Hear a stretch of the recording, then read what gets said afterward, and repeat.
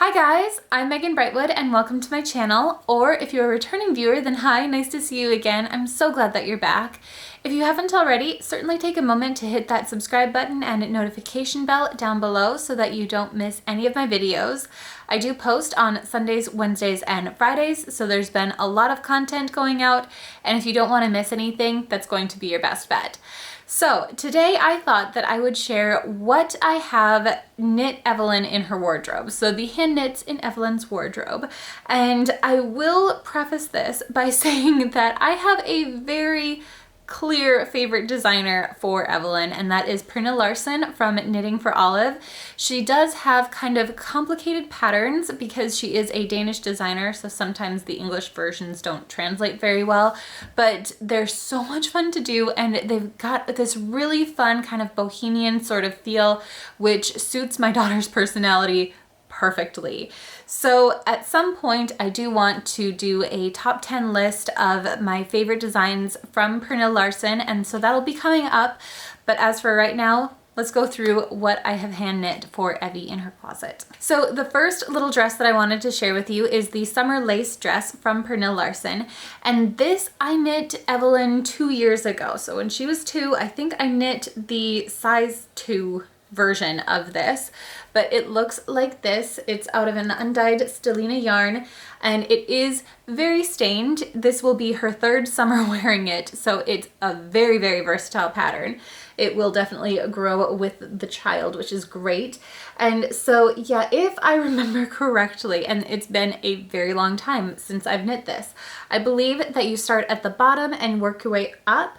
That is how most of her designs do work. So this lace portion is done first, and it is kind of cool in the way that it's worked. So these little lace panels right here are all the same going up, but there's some purl segments in between that just slowly disappear, and it's really cool. It actually does start with a little bit of faux cabling down at the bottom here. I'm not sure how well you're going to be able to see it. So the skirt works up into kind of an invisible casing here, and this holds an I-cord that will cinch the waist, which is really nice because there again, it helps grow with the child, and then it has just a pretty basic stockinette yoke here. So yeah, very, very nice. And then I did also want to turn it around so that you can see the straps.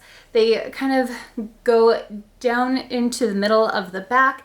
And then, as I said, there's that I-cord that you can use to cinch at the waist. So yeah, beautiful little dress. And it has been in her wardrobe for 3 years now. I'm amazed. I love that pattern, and I will probably make it again soon, but I'm also kind of hoping I can get 1 more year out of it, so we'll see. Then I have a cardigan. This is the Anna's Summer Cardigan from Petite Knit.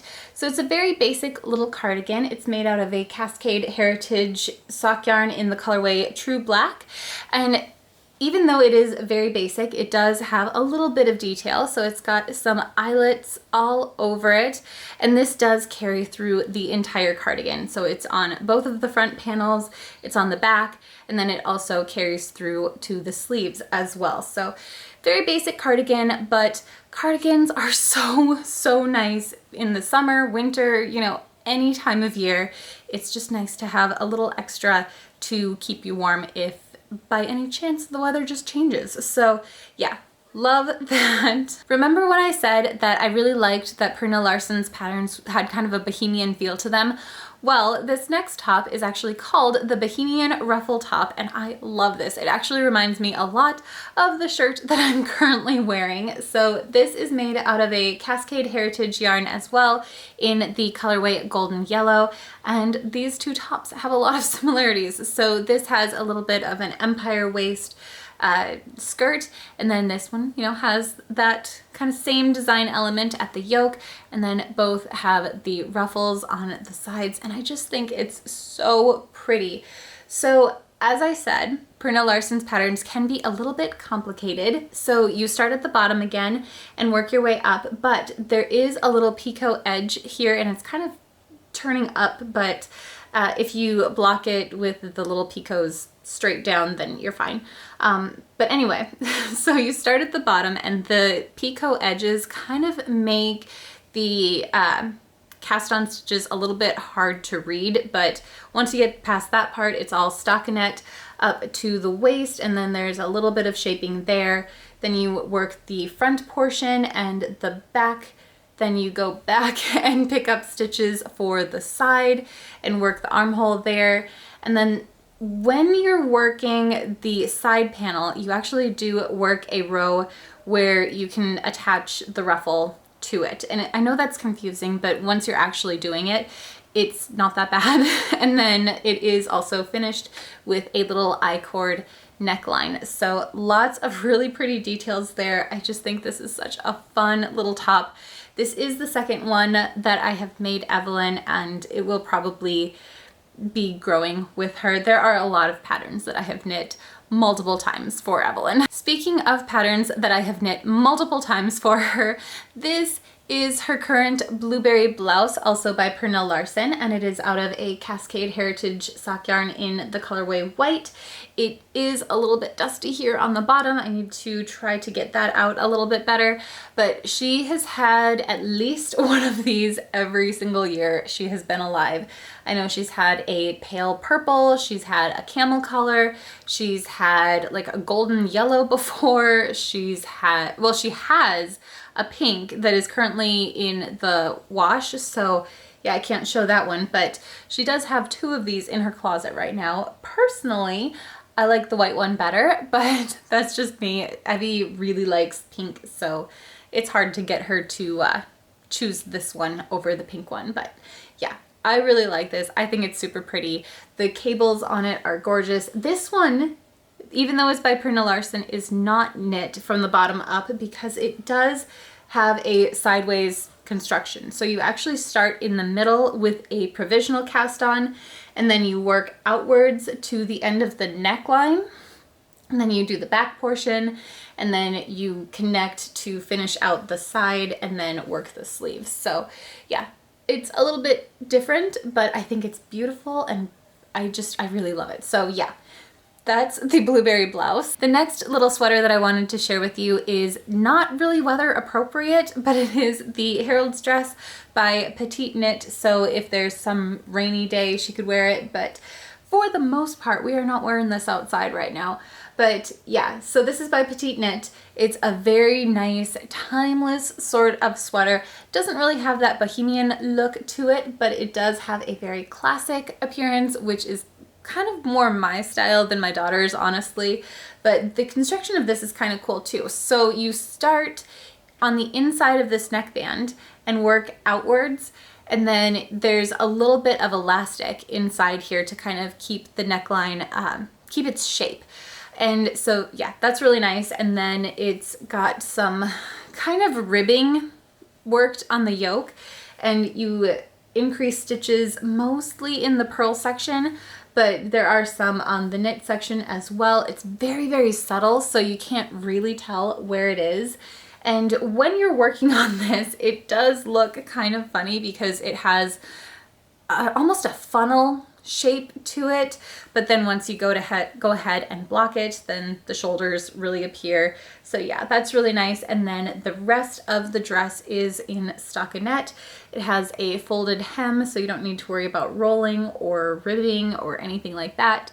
So yeah, very, very nice little sweater, and I'm looking forward to her wearing it more this fall and winter.